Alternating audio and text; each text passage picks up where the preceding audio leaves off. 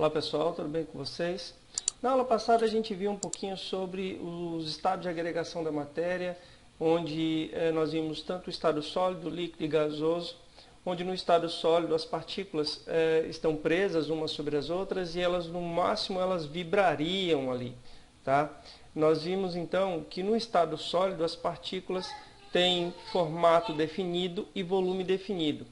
Já no estado líquido, as partículas estão relativamente livres, elas podem se locomover umas sobre as outras, onde o volume é definido, mas o seu formato depende do recipiente onde ela vai estar. Não tem um volume, não tem um formato definido. Tem um volume definido, mas não tem um formato definido. E nós vimos então também que no estado gasoso as partículas estão completamente livres. O estado de agregação, a energia de atração entre elas é praticamente nulo, elas estão completamente livres, não tem nem forma e nem volume definido, certo? E na aula de hoje a gente vai ver um pouquinho sobre a questão da matéria, os primeiros modelos da matéria, certo? A gente vai dividir esse vídeo em dois para ficar um pouco menor ali, ok? Então vamos lá no livro de vocês. Bom, os primeiros modelos sobre a matéria, a gente tem aqui, as substâncias são formadas por um único tipo de constituinte e é caracterizado por um conjunto de propriedades específicas constante. Sendo assim, podemos supor que os constituintes de diferentes substâncias também apresentam diferentes composições. Então vamos então estudar a composição química dessas substâncias, certo? Você já ouviu a expressão como alimento rico em cálcio, ferro, sódio e potássio? Você já deve ter ouvido também de que a água é composta de hidrogênio e oxigênio e que o gás carbônico contém em suas composições carbono e oxigênio. Então, quando falamos em cálcio, ferro, sódio, potássio, hidrogênio, oxigênio e carbono, estamos nos referindo a elementos químicos diferentes. A ideia de elementos químicos, de substâncias, são constituídas de elemento e é antiga. Para Aristóteles, tudo na natureza era constituído por 4 elementos fundamentais: água, ar, terra e fogo. Suas ideias foram aceitas por aproximadamente 2000 anos. Lavoisier, no entanto, questionou essa teoria e propôs que as substâncias eram constituídas por elementos químicos com base nos resultados empíricos obtidos em experimentos de decomposição. Ele publicou uma lista contendo 32 elementos químicos. Tá?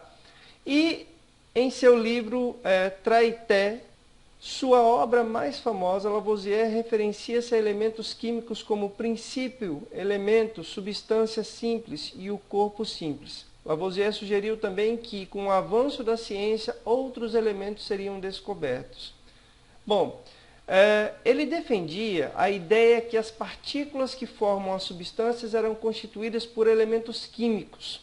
Segundo ele, as substâncias fossem constituídas por um único elemento, elas não poderiam ser decompostas. Se, no entanto, fossem constituídas por 2 ou mais elementos químicos, seria possível efetuar sua decomposição. Tá? Então, a reação de decomposição, como aquelas que o único reagente, quando submetido a uma fonte de energia, aí você coloca luz, calor, eletricidade, produz 2 produtos depois de uma reação. A gente tem aqui uma escrita de uma reação química, onde o açúcar, quando submetido a um tipo de calor, né, transforma-se em carvão e água na forma de vapor gasoso, né, carvão sólido. Então, quer dizer que ele seria uma substância composta. Tá? O carbonato de cálcio, quando também sofre aquecimento, produz o óxido de cálcio sólido e o dióxido de carbono gasoso. Tá? Então, essa substância seria um tipo de substância constituída por mais de um tipo de elemento químico. Então, de acordo com a ideia de Lavoisier, o açúcar e o carbonato de cálcio são substâncias formadas por mais de um elemento, já que ambos podem ser decompostos.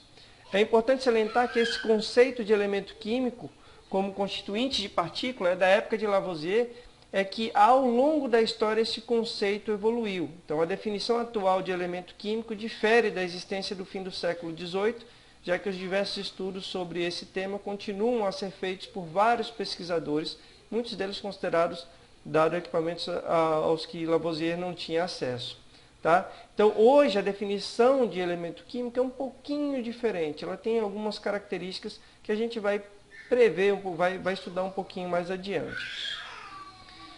Bom, e qual a diferença, então, entre substâncias simples e compostas? Tá? A água pode ser decomposta por meio de um tipo de procedimento que a gente chama de eletrólise, ou quando você submete a um tipo de descarga elétrica, tá? Onde decompõe a molécula de água, produzindo gás oxigênio, que vai estar aqui nesse bolhazinho aqui, e gás hidrogênio, que vai ser produzido aqui. O gás hidrogênio é até um combustível, né? Se eu não me engano, 4 vezes mais potente que a própria gasolina. Então, durante esse processo de formação dos gases, esses tubos ali estão direcionados a cargas diferentes. Então, neste caso aqui, observe que o resultado do processo de decomposição da água, né, reage produzindo, através de uma descarga elétrica, reage produzindo hidrogênio e oxigênio. Então, um único reagente dá origem a duas substâncias diferentes. Por isso, a água é classificada como uma substância composta. Tá? Ele dá origem a dois componentes diferentes. Tá?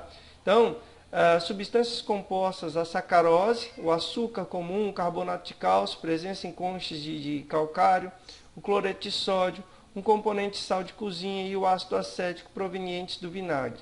Então, são exemplos de substâncias compostas. Contudo, os produtos da decomposição da água, gás hidrogênio e gás oxigênio, não podem ser mais decompostos. Então, quer dizer que essas substâncias que não podem ser mais decompostos seriam substâncias simples. Tá? Então, quando fazemos a decomposição de substâncias compostas, nem sempre geramos substâncias simples. Por exemplo, se você for decompor ali alguns tipos de substância, ela pode se decompor e formar os açúcares aqui, formando glicose e frutose, que é uma substância composta que pode ser decomposta novamente. Tá? Assim, podemos concluir que o produto de uma reação de decomposição não é necessariamente uma substância simples. Tá? Sempre uma substância simples. Mas quando essa substância não pode mais ser decomposta, aí literalmente ela é uma substância simples. Tá? A exemplo aqui nós temos algumas substâncias, o ouro, né, e o carvão não podem ser decompostos, pois são constituídos por um único elemento químico. O carvão é só carbono e o ouro é só o ouro em si. Então, eles são substâncias simples. Então, substância simples, para ser sintetizada, precisa de 2 ou mais componentes, não pode ser classificada como substância simples. Tá? A substância, para ser sintetizada, precisa de 2 ou mais componentes, não pode ser classificado como substância simples. Bom, indo um pouco mais adiante, então, os elementos químicos e a classificação periódica. A gente vai entender um pouquinho que a IUPAC, a União da Química Pura e Aplicada, tá? Ela regulamenta os elementos da tabela periódica. Hoje, na realidade, a tabela periódica é reconhecida como 118 elementos químicos. A gente vai entender como é que ele chegou a esse modelo em um assunto um pouco mais adiante. Então, esses elementos são organizados em uma classificação que a gente chama classificação periódica. Essa classificação é muito usada, pois contém não apenas o símbolo e o nome dos elementos, mas também uma série de informações importantes da organização da tabela periódica. Então, hoje nós temos esse aqui, que são os metais, esses aqui, que são os não metais, os gases nobres e o hidrogênio, incluindo também esses dois aqui, as séries dos lantanídeos e os actinídeos, que se encaixam aqui especificamente. Dentro de uma contagem, é como se toda essa estrutura aqui se encaixasse aqui, nessa coluna aqui, tá? A coluna 3. Então, a gente percebe que são 18 colunas, certo? 18 grupos, e elas estão em 1, 2, 3, 4, 5, 6, 7 períodos. Esse aqui no 6º e esse aqui no 7º período. Tá? Hoje nós temos reconhecido pela IUPAC até o elemento 118, mas alguns ainda estão com nomes provisórios que não estão aqui especificamente. Tá?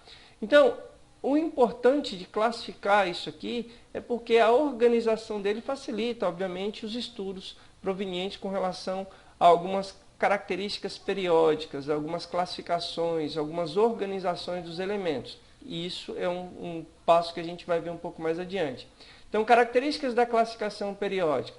Apresenta todos os elementos químicos reconhecidos pelo IUPAC, organiza os elementos químicos em colunas denominados grupos ou famílias, são 18 grupos ou famílias. Cada elemento químico é representado por um símbolo, às vezes com uma letra só, às vezes com duas letras. Tá? Então, a segunda letra sempre minúscula. Isso é muito importante sempre na hora de escrever, ó, magnésio, sódio. Aí eu falei assim, mas por que o sódio em si, ele não começa com a letra SO? Porque a língua que deu origem a esses elementos químicos é uma língua morta, que é o latim. Então, se eu não me engano, potássio em latim é cálium, tá? Sódio é natrium, se eu não me engano, em latim, certo? Então, por isso que assume, às vezes, uma letra que a nossa pronúncia não está de acordo com o que você visualiza ali das letras. É porque, literalmente, pega-se a língua do latim que é morta para não favorecer nenhum país, nada disso. Tá? Então, ela fica uma tabela universal em todo o país. E para fechar o nosso assunto de hoje, elementos e átomos, é a teoria atômica de Dalton. Tá? A gente vai entender um pouquinho sobre essa questão da teoria atômica, até especificamente aqui a página 68. Aqui a gente vai utilizar num próximo vídeo. Então, pensadores da antiguidade se perguntavam o que aconteceria se a matéria fosse dividida em partes cada vez menores ali, pessoal. Imagine você pegar um objeto, né, e for dividindo, chegaria a um ponto em que a ideia apresentada era que não conseguiria se dividir mais. Essa não divisão ali, essa partícula indivisível, deu-se o nome de átomo, que significa partícula indivisível. Bom, por muitos e muitos anos, esse modelo de dizer partícula indivisível, ela perdurou ali ao longo de séculos e séculos, né? Que ela não poderia ser dividida. Só com o tempo é que vieram outros estudiosos dizendo, oh, isso aí é possível ser dividido, mas a gente vai trabalhar um pouco mais à frente. Então a gente vai trabalhar com a ideia de Dalton, certo? Que nesse caso aqui, a matéria então poderia ser dividida infinitamente. Então, ao longo da história, diversos filósofos e estudiosos da natureza, ao investigar essas questões, propuseram diferentes modelos para a constituição da matéria. O primeiro dele, baseado em dados experimentais, foi em 1808 pelo químico John Dalton, já com experimentos. Esse modelo, conhecido como modelo atômico de Dalton, pode ser dividido nesses seguintes itens aqui. Ó. A matéria é formada por átomos que são partículas esféricas, maciças, indivisíveis e indestrutíveis. Todos os átomos de um mesmo elemento químico apresentam a mesma massa e as mesmas propriedades. Os átomos de elementos químicos diferentes apresentam massas e propriedades diferentes. As substâncias compostas são formadas por partículas contendo átomos de diferentes elementos químicos. E, nas transformações químicas, os átomos não são criados nem destruídos, mas se combinam de modos diferentes, originando novas substâncias. Essa ideia apresentada por Dalton perdurou por muitos anos, até algumas ainda perduram, tá? Somente a questão estrutural. Dalton, então, foi o primeiro cientista a criar uma simbologia para os elementos químicos, e ela apresentava seus modelos de átomos com círculos contendo diferentes detalhes no seu interior. Tá? Então, ele aqui, ó, o hidrogênio, o carbono, o oxigênio, o fósforo, todos em círculos, tá? Mas com um símbolo diferente ali no seu interior para diferenciá-los. Com essa representação, como essa representação não se mostrava prática, o químico sueco John Jacob Berzelius propôs a substituição dos círculos por letras maiúsculas e minúsculas, que é o modelo aceito até hoje ali. No entanto, o uso de pequenas esferas para representar átomos é um artifício utilizado até hoje pelos químicos. A gente utiliza, que é o modelo que a gente vai utilizar mais à frente ali. Então, a ideia de átomo, bem como o próprio termo, não era novidade quando Dalton ele lançou a chamada teoria atômica. Ambos já tinham sido propostos pelos gregos antigos, nesse caso, Leucipo, né, aproximadamente 400 anos antes de Cristo, e seu discípulo Demócrito, que argumentavam que a matéria seria constituída por partículas minúsculas, indivisíveis, que eles denominavam átomos. Então, do grego átomo significa indivisível, e por espaços vazios. Contudo, essa ideia dos gregos, chamados de atomistas, não tinha nenhuma base experimental, por isso não se pôde dizer que tenha derivado de um método científico. A grande diferença entre a proposta do grego Dalton é que o cientista inglês propôs o primeiro modelo atômico baseado em observações experimentais, o que na realidade eles apresentaram inicialmente que seria uma partícula indivisível, depois Aristóteles, se eu não me engano, disse que não seria, a partícula seria completamente divisível por várias vezes ali.